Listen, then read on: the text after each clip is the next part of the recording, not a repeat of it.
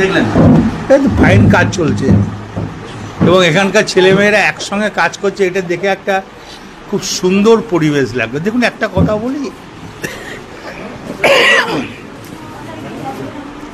মমতা ব্যানার্জি অভিষেক ব্যানার্জি থাকলে কিছু হবে না। অভিষেক ব্যানার্জি যতদিন আছে ততদিন এই পশ্চিমবাংলার কিচ্ছু হবে না।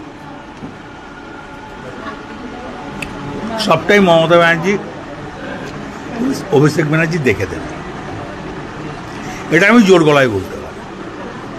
আর একটা কথা ভাববেন, এসআর করার পরে কিন্তু এনআরসি হবে, যেটা আসামে হয়েছে।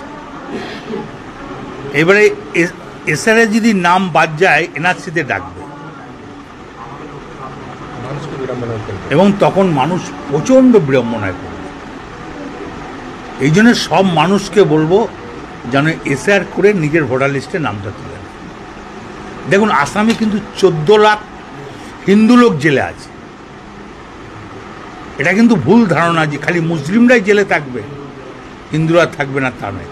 আসামে কিন্তু হিন্দুই বেশি আছে। এই জন্যই সবাই মিলে একসঙ্গে হাতে হাত মিলিয়ে এখানকার ছেলেমেয়েরা যেভাবে কাজ করছে প্রবলেম হবে না।